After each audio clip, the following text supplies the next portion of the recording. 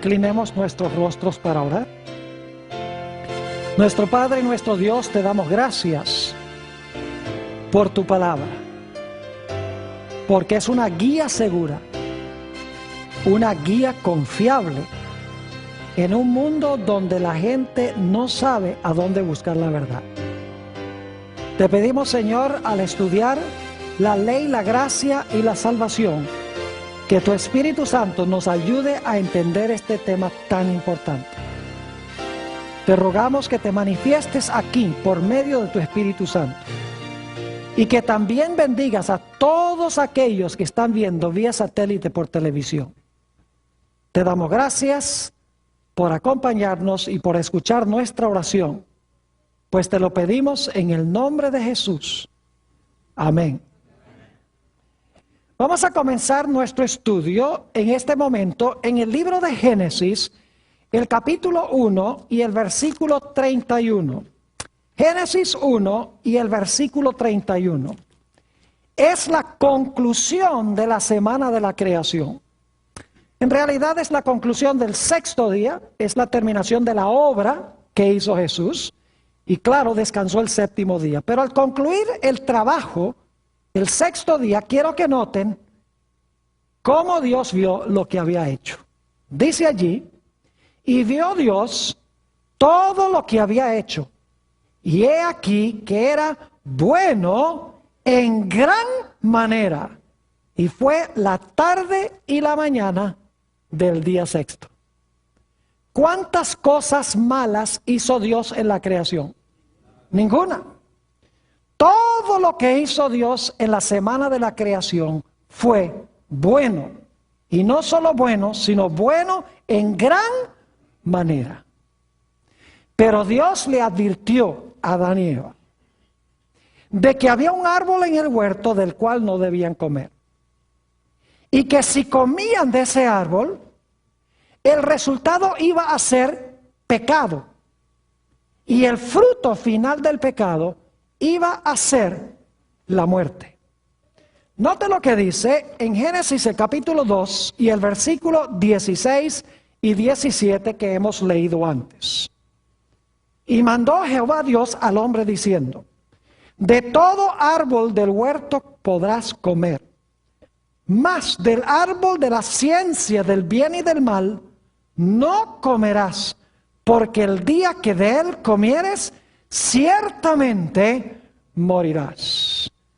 Es decir, Dios le dijo a Adán y Eva, si ustedes comen del árbol, el mal va a entrar al mundo donde yo hice solamente el bien.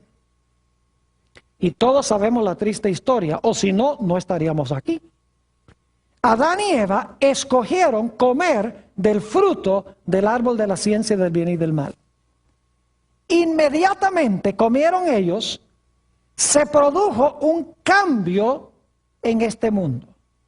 Donde antes todo era bueno, ahora penetró a este mundo el mal. Surgió la división.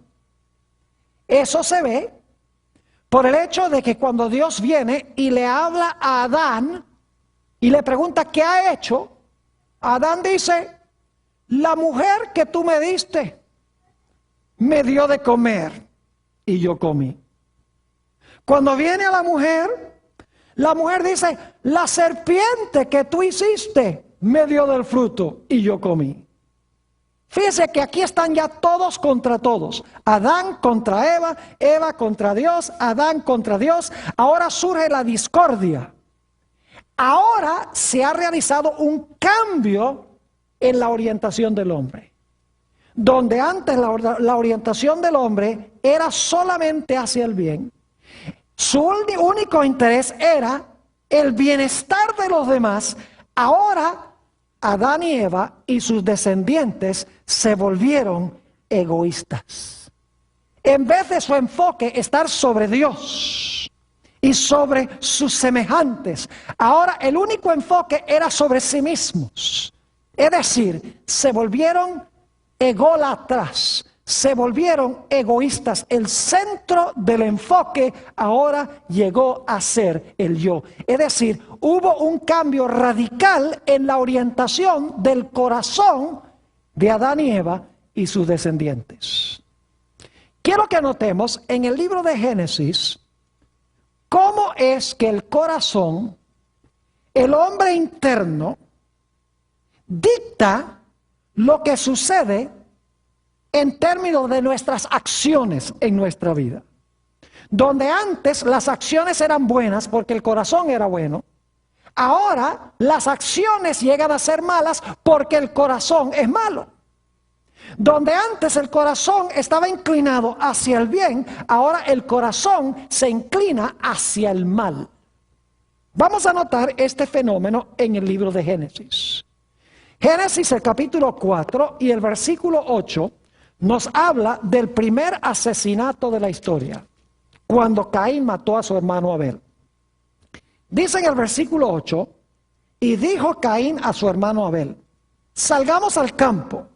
Y aconteció que estando ellos en el campo, Caín se levantó contra su hermano Abel y le mató. Cometió la acción de asesinato. Pero saben que la acción no era el problema. Vayan conmigo a 1 de San Juan, el capítulo 3, y vamos a leer los versículos 12 y 15.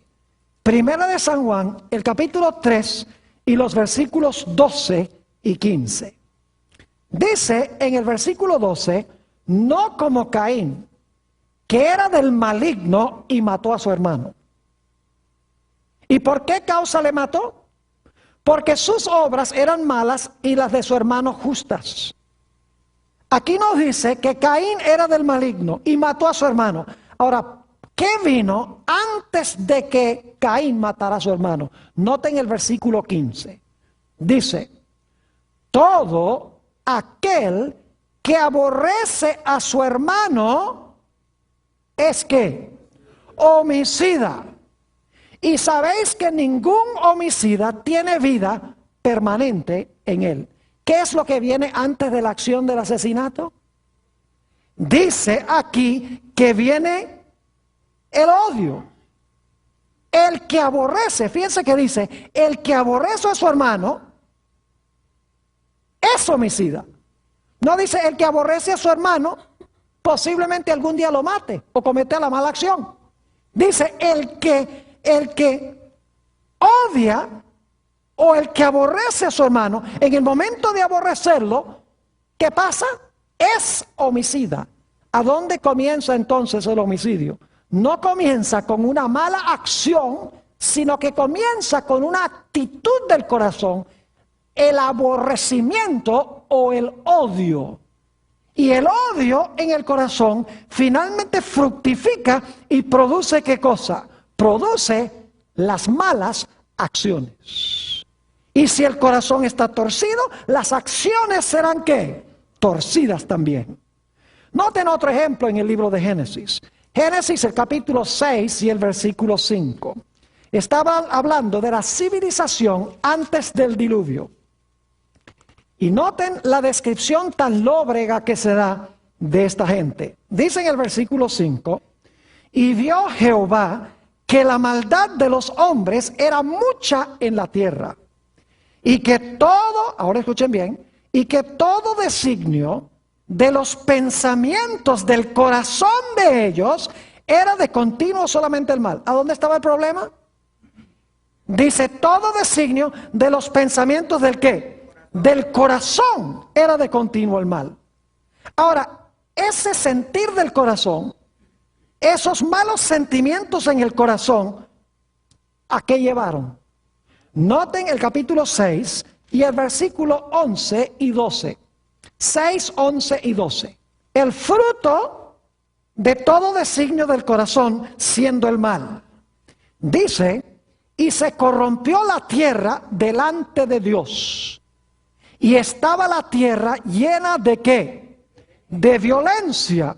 Y miró Dios la tierra, y he aquí que estaba corrompida, porque toda carne había corrompido su camino sobre la tierra. Yo pregunto, ¿a dónde comenzó la corrupción? ¿Con las malas acciones o que con el mal pensamiento del corazón.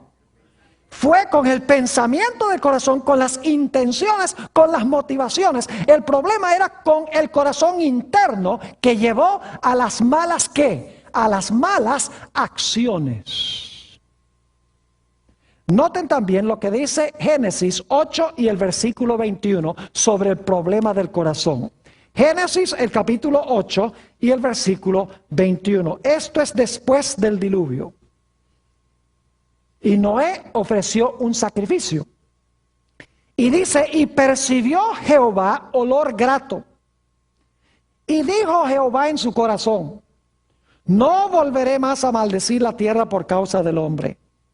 Ahora escuchen esto. Porque el intento del corazón del hombre es ¿qué cosa? Malo desde su juventud, ni volveré más a destruir todo ser viviente como he hecho. ¿A dónde está el problema del hombre? Dice, el intento del corazón del hombre es malo desde su juventud. ¿Dónde está el problema? ¿Con las malas acciones o con un corazón egoísta y malo?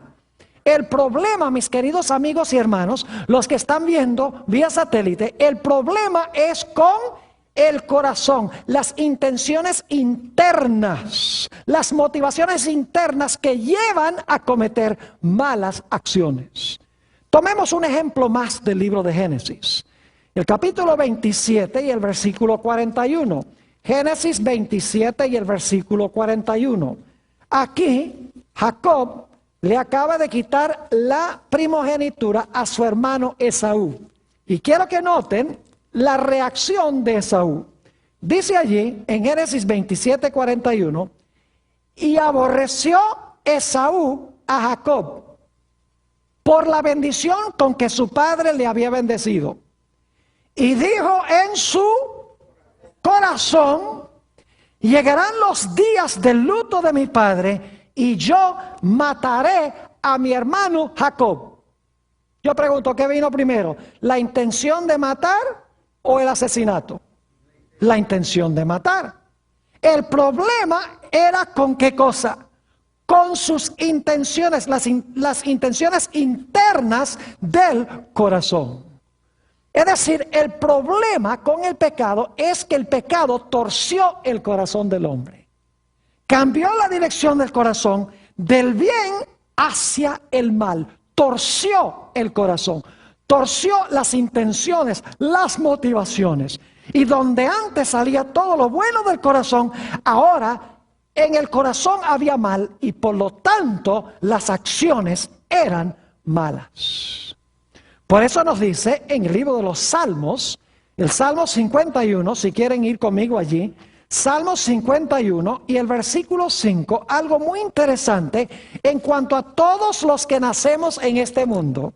Dice aquí en el versículo 5 el salmista David, he aquí, en maldad he sido formado, y en pecado me concibió ¿quién?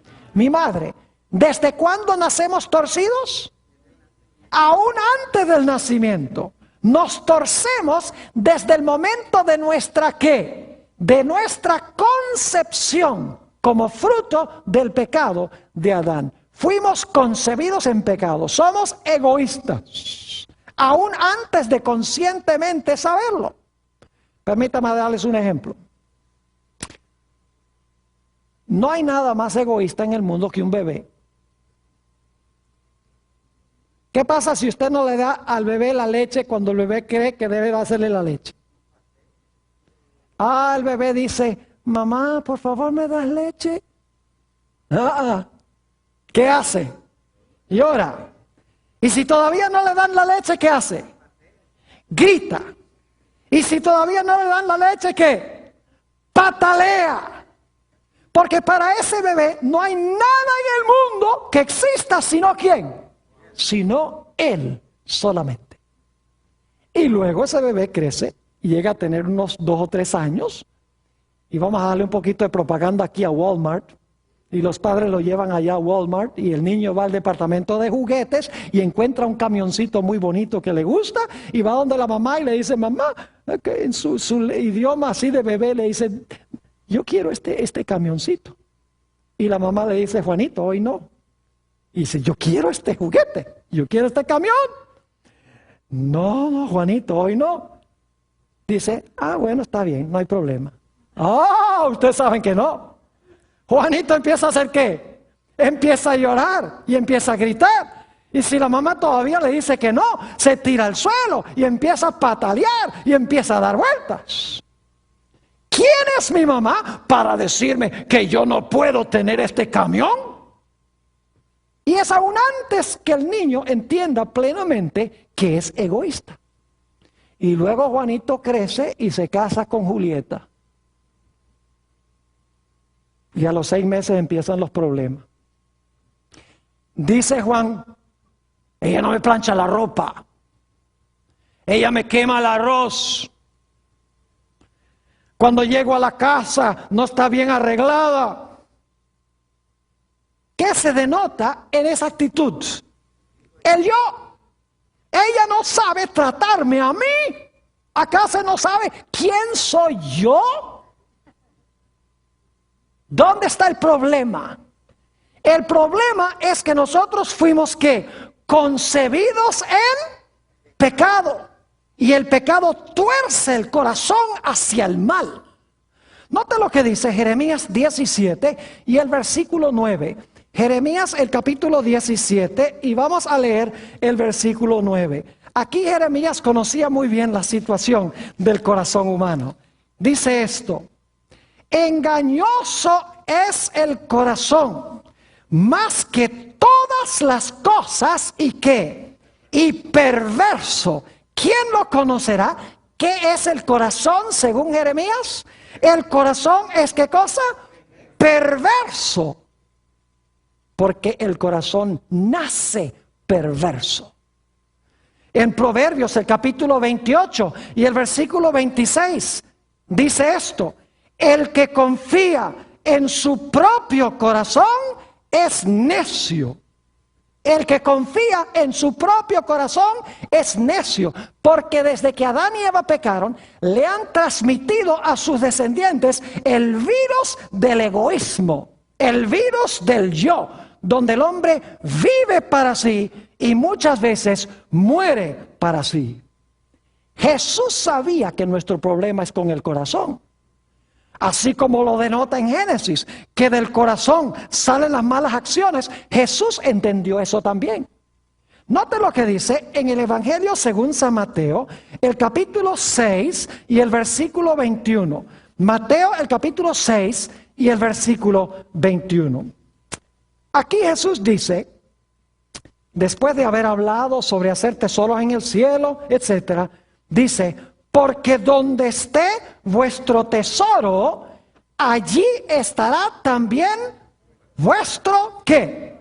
Corazón. Yo pregunto, ¿dónde está el problema con el hombre? ¿El problema que tiene el hombre es con el dinero o es con el corazón? Es con el corazón. Si el corazón es malo, ¿cómo se va a usar el dinero? Mal. Saben que yo pastoreo esta iglesia a donde estamos teniendo las reuniones. Y yo les puedo decir que hay personas en esta iglesia que tienen mucho dinero, que no dan ni un centavo de diezmos y ofrendas. ¿Tienen un problema de dinero, sí o no? No. ¿Tienen un problema de qué? ¿Tienen un problema de corazón? ¿El corazón es qué? Egoísta. Y por eso acaparan dinero. El apóstol Pablo no dijo que el dinero es la raíz de todos los males. El apóstol Pablo dijo que el amor al dinero es la raíz de todos los males. Un corazón egoísta ama el dinero y no quiere compartir con los demás, como el joven rico, que profesaba guardar la ley de Dios. Dice: he guardado todos los mandamientos desde mi juventud, ¿qué más me falta? Jesús le dice: sencillo, ve y vende todo lo que tienes y dáselo a los pobres y tendrás tesoro conmigo en los cielos. Y el joven rico se fue triste porque tenía muchas posesiones. ¿Dónde estaba el problema con el joven rico? Con el dinero, ¿verdad que sí? No, señor. ¿Con qué cosa? Con su corazón. Saben, en esta iglesia yo no tengo que predicar mucho sobre dinero, ni pedirle a la gente dinero. La gente que sabe, que asiste aquí, sabe que yo muy raras veces predico sermones sobre dinero, sobre mayordomía, sobre diezmos, sobre ofrendas. Porque a mí lo que más me interesa es alcanzar el corazón de la gente, porque cuando alcanzo el corazón, alcanzo el bolsillo también.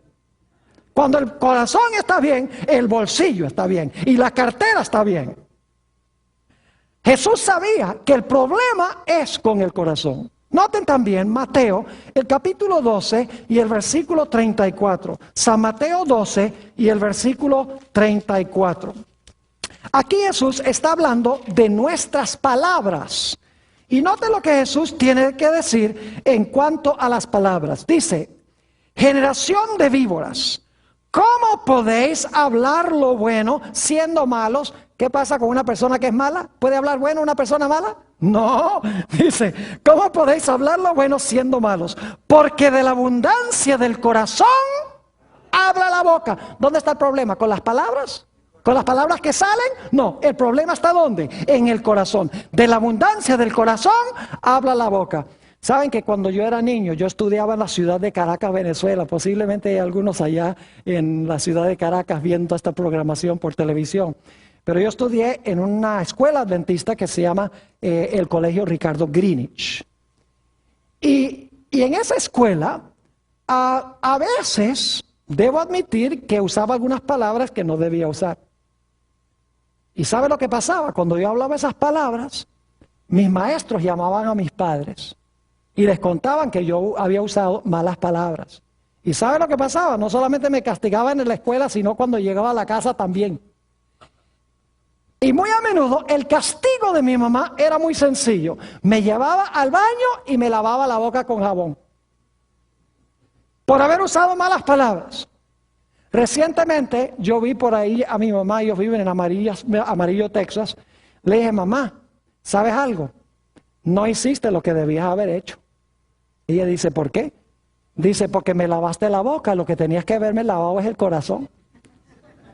Porque de la abundancia del corazón, ¿qué? Habla la boca. Si el corazón está bien, las palabras que salen van a estar bien. Pero si tengo un corazón egoísta, ¿qué clase de palabras van a salir? Las palabras estarán acordes con el corazón. En Proverbios, el capítulo 16 y el versículo 23 dice, corazón del sabio hace prudente su boca. Corazón del sabio hace ¿qué? Prudente su boca. Podríamos cambiar eso y decir, corazón del fatuo hace necia su boca. Es decir, el problema está en ¿qué cosa? En el corazón del hombre. Note también lo que dijo Jesús en Mateo 15 y el versículo 19. San Mateo el capítulo 15 y el versículo 19. Aquí Jesús está hablando sobre lo que entra y lo que sale del hombre. Y dice allí, en Mateo, el capítulo 15 y el versículo 19, lo siguiente. Escuchen bien. Porque del corazón, ¿de dónde? Del corazón salen los malos pensamientos, los homicidios, los adulterios, las fornicaciones, los hurtos, los falsos testimonios, las blasfemias. ¿De dónde salen todas estas cosas? Del corazón. ¿Qué es lo que hay que remediar? El corazón. Y yo no sé si ustedes se han dado cuenta, pero toda esta lista que tenemos aquí son violaciones de los 10 mandamientos. Homicidios, no matarás. Adulterios, no cometerás adulterio. Fornicación también. Hurtos, no hurtarás. Falsos testimonios, no hablarás falso testimonio. Blasfemias, no tomarás el nombre de Jehová tu Dios en vano. Es decir, cuando el corazón es malo, ¿qué hace la gente con la ley de Dios? La gente viola la ley de Dios. Cuando el corazón está bien, ¿qué hace la gente? La gente guarda la santa ley de Dios. Es decir, el problema no está con las malas acciones, sino con la fuente que produce las malas acciones. Todos conocemos lo que dice en Mateo, el capítulo 5 y el versículo 27 y 28. Vayan conmigo un momento allí. Mateo 5 y el versículo 27 y 28. Y escuchen especialmente los hombres que están aquí en este recinto y los que están viendo por televisión. Porque esto se aplica especialmente a los hombres, aunque también se aplica a las mujeres. Dice aquí en el versículo 27, Jesús: oísteis que fue dicho, no cometerás adulterio. Pero yo os digo que cualquiera que mira a una mujer para codiciarla, ya adulteró con ella en su corazón. ¿Cuándo es que uno comete adulterio? ¿Cuando cometió el acto o cuando codició a la mujer en el corazón? Fíjense que Jesús dice que una persona que mira a una mujer para codiciarla, ya cometió adulterio. ¿Dónde? En su corazón. Y tarde o temprano, esa actitud del corazón va a fructificar y va a causar, ¿qué cosa? La acción del adulterio o el acto del adulterio. Es decir, el hombre tiene un problema con el corazón. Al principio, Adán y Eva tenían un corazón puro, que no llevaba sino al bien. Era un corazón que se preocupaba por ser fiel a Dios, por amar a los semejantes. Pero cuando Adán y Eva pecaron, el corazón se torció. Y ahora el corazón se tornó egoísta. Y del corazón no salía sino el mal. Jesús dijo, por sus frutos conoceréis la naturaleza del árbol. Ahora yo pregunto, si un árbol de aguacate no produce aguacates, ¿dónde está el problema? ¿El problema está con los aguacates o el problema está con el árbol? El problema está con la naturaleza del árbol. Es decir, el problema es que los frutos son un reflejo de la naturaleza del árbol. Así como los frutos en nuestra vida son el resultado de la condición de nuestro corazón. Es decir, nosotros necesitamos de alguna manera que Dios restaure la condición original en la cual nos encontrábamos, que Dios sane, que Dios rectifique el problema que nosotros tenemos en el corazón. Y lo primero que necesitamos es reconocer la condición de nuestro corazón. ¿Y saben qué es lo que nos revela lo malo que es nuestro corazón? La ley de Dios. Noten lo que dice en el libro de los Romanos, el capítulo 7 y el versículo 7. Romanos, el capítulo 7 y el versículo 7. La ley de Dios nos dice en realidad lo que nosotros somos. Romanos 7 y el versículo 7. Dice, ¿qué diremos pues? ¿La ley es pecado? En ninguna manera. Pero yo no conocí el pecado, sino por la ley, porque tampoco conociera la codicia, si la ley no dijera, no codiciarás. ¿Cómo sé yo que la codicia es mala? ¿Cómo sé yo que la codicia es pecado? ¿Cómo sé yo que el adulterio es malo? ¿Cómo sé yo que el falso testimonio es malo? Sencillamente porque la ley me dice que todas estas cosas son ¿qué? Todas estas cosas son malas. Es decir, la ley diagnostica el problema que tengo en el corazón. Y me dice, tú tienes un problema grave en tu corazón que necesita ser remediado. La ley de Dios diagnostica el corazón y me muestra el corazón exactamente como es. Permítame ilustrar lo que quiero decir. Supongamos que un individuo va a un médico, el médico le hace el examen y el médico descubre que el individuo tiene cáncer. Y el individuo mira al médico y le dice al médico que yo tengo cáncer. Sí, hicimos todos los exámenes y no hay duda alguna de que usted tiene cáncer. Imagínense si ese individuo, si ese paciente dijera, ah, usted me dijo que tenía cáncer. Y saca una pistola y mata al médico. Yo pregunto, cuando el médico le muestra que tiene cáncer, ¿le está haciendo un bien o un mal? Le está haciendo un bien. Porque cuando él se da cuenta que tiene cáncer, ¿qué va a buscar? Va a buscar a alguien que le cure el problema del cáncer. Así es la ley. La ley me muestra que tengo un corazón malo.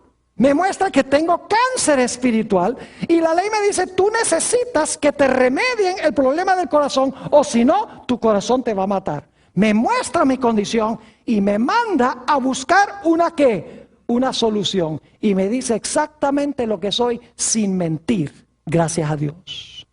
Así que lo primero que necesito conocer es mi corazón. Necesito que Dios me muestre mi corazón pecaminoso. ¿Cómo soy yo en verdad?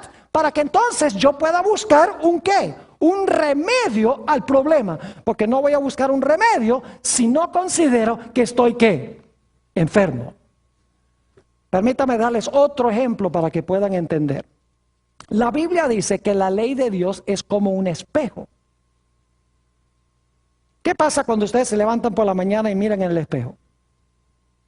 Yo le digo, cuando yo me miro en el espejo, yo veo un desastre.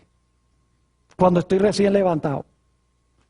Pues estoy despeinado, todavía no me he afeitado, me está saliendo la barba. Y digo, no puedo salir a la calle así. Yo pregunto, ¿el espejo me está diciendo la verdad? ¿Me está haciendo un favor el espejo? ¿Debo darle gracias a Dios por el espejo? ¡Oh, claro que sí! O sería mejor decir, espejo mentiroso. ¿Cómo te atreves a decirme que yo necesito arreglo? Y entonces agarro una piedra y rompo el espejo. ¿Eso soluciona mi problema? No. El espejo me está haciendo un favor. Me está mostrando a mí lo que en realidad soy, sin mentir, para que entonces yo pueda buscar agua y jabón y el peine y arreglarme. De la misma manera, la ley de Dios me muestra que tengo un corazón enfermo, que tengo el problema interno del pecado y que necesito remedio, necesito que sea curado mi corazón. Y entonces la ley me manda a buscar una solución a mi problema. Cuando estaba recién yo llegado a Fresno, hace algunos años, voy a llevar ya casi 10 años aquí en la iglesia esta en Fresno. Yo no sé cómo la gente me ha aguantado tanto tiempo, pero bueno, a la Biblia dice, aquí está la paciencia de los santos. Y en realidad la gente ha sido muy paciente aquí. Y he disfrutado el tiempo que he pasado acá. Pero cuando estaba recién llegado, tuve un culto de oración buenísimo. Cantamos, oramos, estudiamos la palabra. Yo estaba emocionadísimo y cuando salí me monté en el carro y empecé a subir por First Street allí, hacia mi casa. Y como iba tan emocionado, no iba mirando el velocímetro. Y ustedes saben que esas zonas son 40 millas por hora y yo estaba andando como unas 55 millas por hora, posiblemente 60. Y en estas cuando voy emocionado y cantando, de repente veo esa luz del policía atrás. Y llega el policía, me para, llega a la ventana del carro y dice, señor, por favor, deme su licencia de manejar. Sí, oficial, cómo no.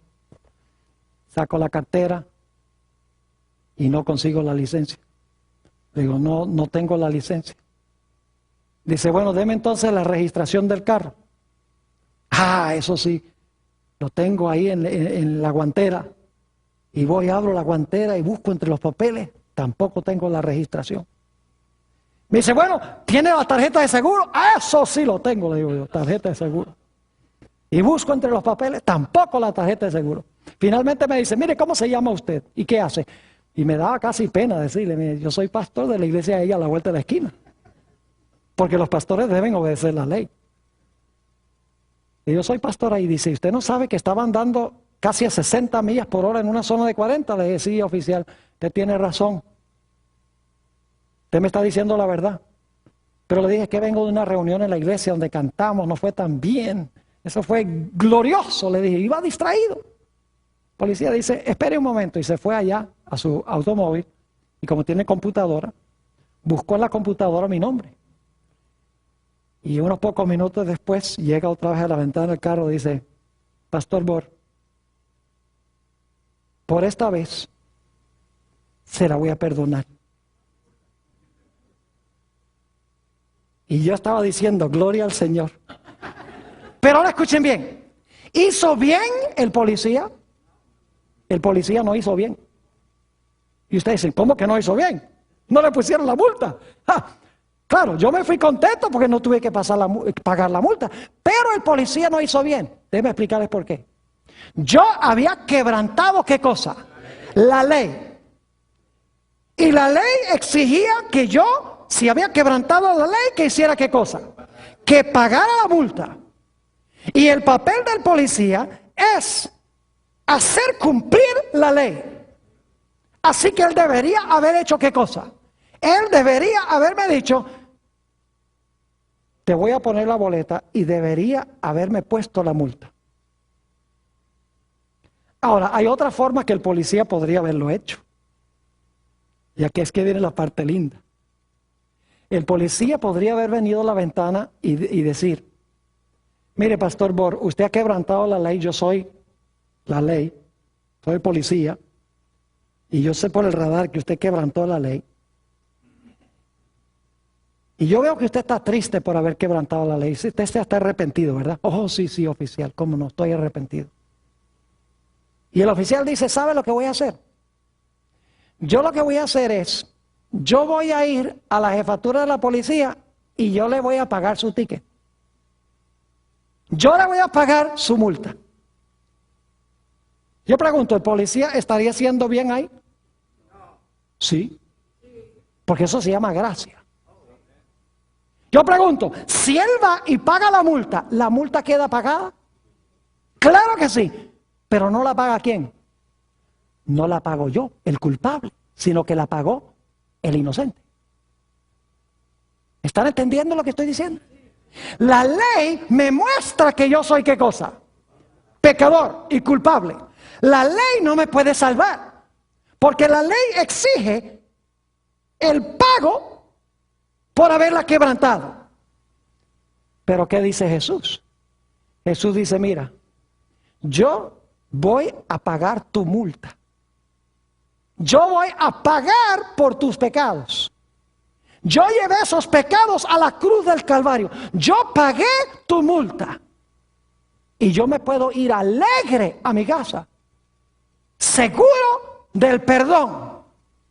No porque yo soy bueno, sino porque Jesús es bueno. No porque yo pagué, sino porque Él pagó. ¿Me están entendiendo lo que estoy diciendo? Y claro, después que el policía me perdonó la multa, próxima vez que estoy pasando por esa calle aquí en First Street, 80 millas por hora, a toda velocidad.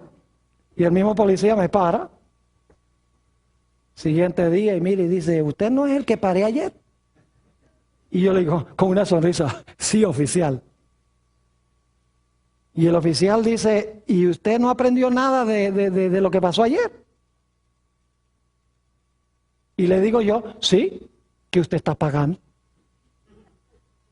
¿Qué creen que va a hacer el oficial? El oficial me va a poner la multa de hoy y la de ayer también. ¿No es así? Es decir, el hecho de que el policía pagó mi multa no significa por eso que ahora yo tengo libertad para violar la ley. Por gratitud a ese policía, ¿qué voy a querer hacer? Voy a querer cada vez que paso por ahí, inclusive hasta el día de hoy, cada vez que paso por aquí, por la esquina de Clinton y First, me acuerdo de esa experiencia. Y me acuerdo que el policía no hizo lo que debería haber hecho. Debería haber ido a pagar la multa. Pero me la perdonó. Es decir, mis queridos hermanos y hermanas, yo nazco con un corazón torcido. La ley me muestra lo que soy, exactamente, no miente. Si soy adúltero, me dice eres adúltero. Si odio a mi hermano, me dice tú odias a tu hermano. Y eso es pecado. Si hablo falso testimonio, la ley lo dice clarito. Si practico idolatría, la ley me lo dice. La ley no miente. Y la ley dice, la paga del pecado es ¿qué cosa? La paga del pecado es muerte. La ley, en otras palabras, revela mi pecaminosidad, revela lo malo que es mi corazón, con el fin de que yo vaya a buscar un ¿qué? Yo vaya a buscar un remedio. Ahora yo pregunto, ¿cuántos de nosotros hemos pecado? Todos hemos pecado. Y saben que cuando la ley me muestra que soy pecador y que merezco la muerte, algo sucede. La ley dice, yo no te puedo librar porque yo exijo que tú seas castigado. Pero la ley dice, hay uno que sí te puede resolver el problema. Y es aquel que pagó la deuda que yo exijo. Porque yo exijo la muerte, la paga del pecado es muerte. Yo no estoy en asuntos de misericordia, dice la ley. Yo sencillamente muestro el pecado y que debe morir. Yo no te puedo resolver el problema. Pero dice, pero si tú vas a Jesús, Él cargó la culpa de tu pecado, Él sufrió la muerte que tú debes sufrir. Si tú lo aceptas a Él, tú eres acepto en el amado. Note lo que dice en el libro de Gálatas, el capítulo 3 y el versículo 13. Gálatas, el capítulo 3 y el versículo 13. Un lindo versículo de la Escritura. Dice allí, Cristo nos redimió de la maldición de la ley. ¿Por qué la ley nos maldice? ¿Por qué es que la ley nos maldice? Porque somos ¿qué? Pecadores. La ley no es mala, la ley es buena, yo soy malo y la ley me maldice porque soy pecador. Dice, Cristo nos redimió de la maldición de la ley. ¿Y cómo lo hizo? Hecho por nosotros maldición. Es decir, Jesús pagó la multa que yo debo pagar. Porque está escrito, maldito todo el que es colgado en un madero. Ahora, ¿cómo me voy a sentir yo cuando yo miro a la cruz de Jesús y veo que Jesús cargó con la pena que yo debía sufrir? Cuando lo veo colgando en la cruz clamando, Dios mío, ¿por qué me has desamparado? Cuando veo al Señor Jesucristo sudando gotas de sangre en el Getsemaní, orando para que su Padre quite la copa. Cuando veo lo horrible que es el pecado, lo terrible que es el pecado y lo que hizo con Jesús. ¿Ustedes creen que yo voy a querer seguir pecando cuando veo lo que el pecado hizo con Jesús? Claro que no. Es decir, la ley, quiero que entendamos esto, la ley me muestra mi pecaminosidad y dice, yo no te puedo resolver el problema de tu corazón. No puedo resolver el problema de tu pecado, porque yo lo que exijo es que si tú pecas, mueres. Pero la ley dice, si vas a Jesús, allá hay uno que cargó tu desobediencia a la ley y sufrió terriblemente por tus violaciones de la ley. Si tú lo recibes a Él, ya Él sufrió el castigo en tu lugar, ya tú no tienes que sufrirlo. Ya Él pagó la multa que tú debes pagar, que es la muerte. Yo les pregunto, ¿creen ustedes que en ese momento se despierta en mi corazón gran gratitud para con Dios? Claro que sí, escuchen bien, en ese momento se realiza en mi corazón un cambio. Y yo miro a Jesús en la cruz y digo, Señor, es terrible el pecado, mira lo que te hizo mi pecado. Yo no quiero más nada que ver con ese monstruo. Y de repente ahora se empieza a realizar un cambio en mi corazón. Ahora no quiero pecar. Porque el pecado llevó a mi Jesús a la cruz, lo hizo sufrir. Me hace pensar de la experiencia de Adán. Imagínense ustedes, cuando Adán y Eva pecaron, que Dios le dijo a Adán, mira, tienes que conseguir 2 corderos en un mundo donde nunca existía la muerte. Hasta ese momento Adán había justificado el pecado. Había dicho, no, la mujer que tú me diste. Es decir, tú tienes la culpa porque me diste la mujer. Él no sentía arrepentimiento por el pecado. Él no veía lo terrible que era el pecado. ¿Saben cuándo Adán se dio cuenta lo terrible que era el pecado? Se dio cuenta cuando tuvo que tomar esos 2 animales y rajarle la garganta y ver chorrear la sangre. Y de repente esos corderos están inertes en los brazos de Adán. Terrible, en un mundo donde no había muerte. Y entonces Dios, según leímos en Génesis 3:21, toma esos mantos y cubre la desnudez de Adán y Eva. Y Dios luego les explica, le dice, el pecado de ustedes es tan terrible, exige la muerte. Y estos corderos representan a la simiente que va a venir, el Cordero de Dios que quita el pecado del mundo. Así de terrible es el pecado. Le va a costar la vida a su Creador. ¿Creen ustedes que ahora Adán veía el pecado desde una perspectiva distinta? ¡Claro que sí! Ahora no quería excusar el pecado, sino que veía lo terrible que era el pecado y no quería más nada que ver con el pecado. se realizó en su corazón un cambio que se llama la conversión o el nuevo nacimiento. Cuando vio el sacrificio de los corderos representando el sacrificio de Jesús, su corazón fue quebrantado y ahora su corazón era diferente que antes de este momento. ¿Saben ustedes que Dios es el gran cardiólogo celestial? Pero Dios solamente hace una clase de cirugía. Dios no mete marcapaso. Pacemakers, no. Dios no anda cambiando válvulas. No. Dios no hace bypass. Dios solamente hace una clase de operación. ¿Y saben qué operación es? Trasplantes. Cambia un corazón necio y torcido a un corazón que ama a Dios y ama a los semejantes. Cuando ve lo que costó el pecado. Quiero que noten lo que dice en Ezequiel, el capítulo 36 y los versículos 26 y 27. Ezequiel 36 y el versículo 26 y 27. Fíjense qué linda esta promesa de Dios. Dice aquí: os daré, escuchen bien, corazón nuevo. ¿Cuánto le gustaría tener un corazón nuevo? De los que están viendo ahora y los que están escuchando aquí en este local.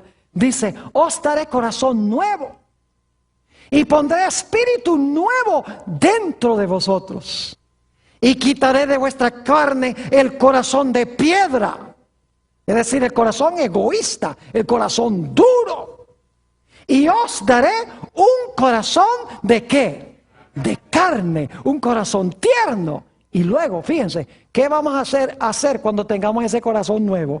Dice en el versículo 27, y pondré dentro de vosotros mi espíritu, y haré que andéis en mis estatutos, y guardéis mis preceptos, y los pongáis por obra.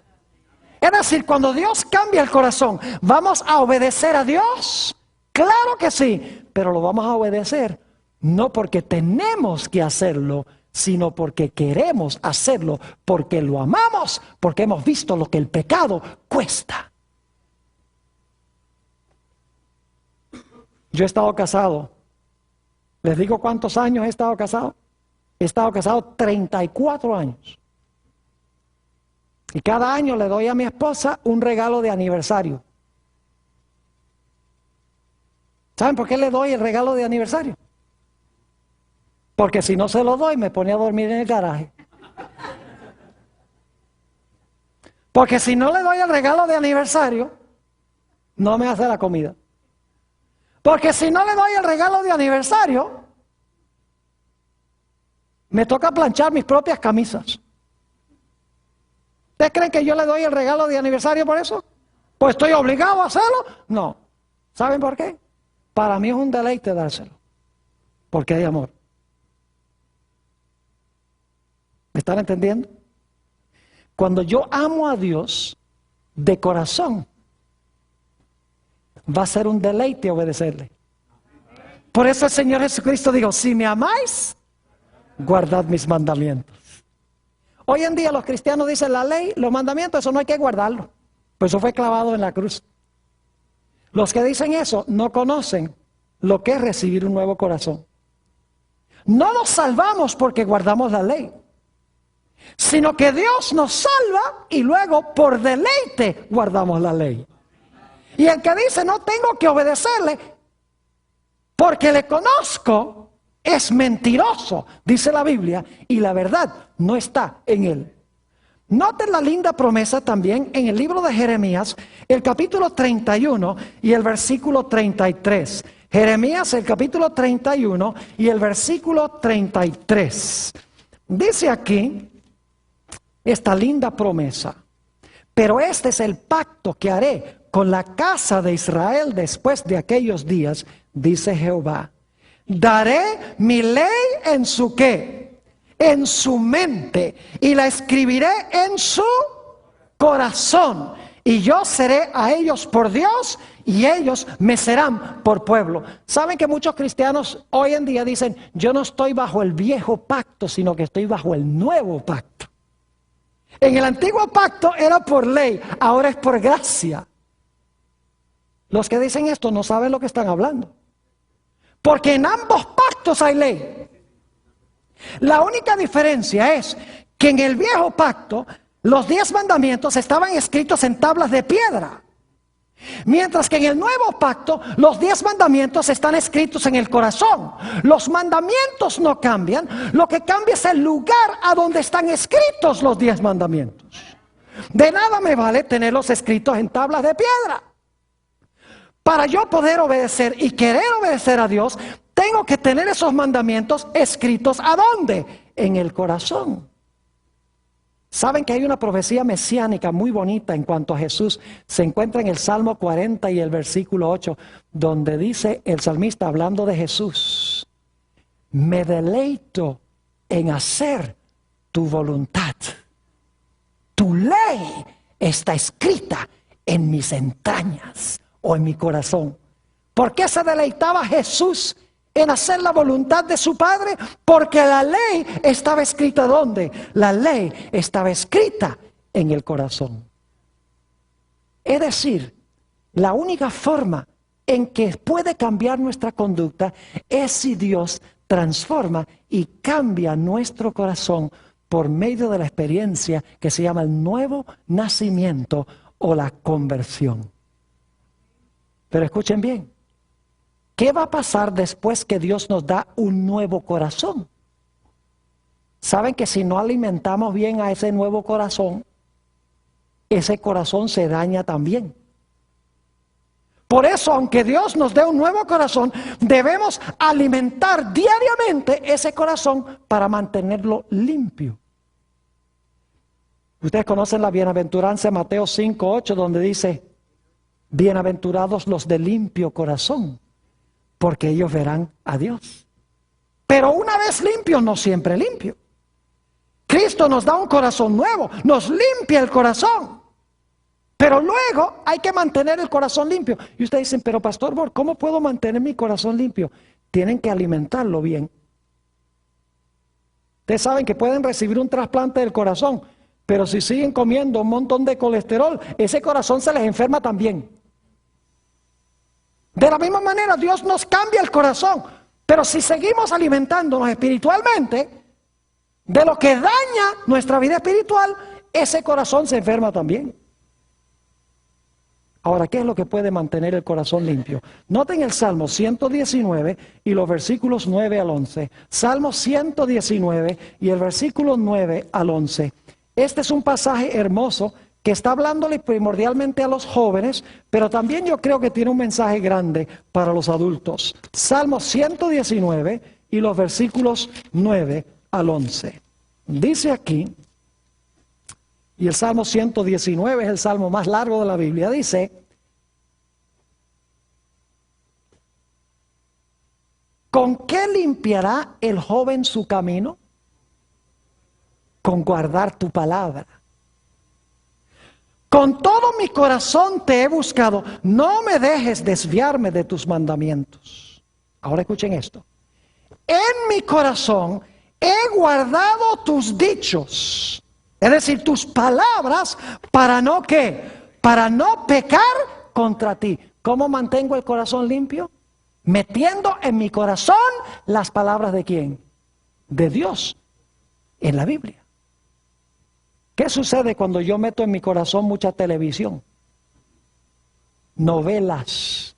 ¿Sabe que las novelas enfatizan la honestidad, la fidelidad matrimonial, todas esas cosas, verdad que sí? ¡Ah! No dicen no. Dicen, claro que no. ¿Qué enfatizan las novelas? El adulterio, la mentira, la trampa, el odio, el asesinato. Y cuando nosotros vemos eso, ¿qué pasa con el corazón? El corazón se ensucia. El corazón se va dañando de nuevo. Se vuelve egoísta.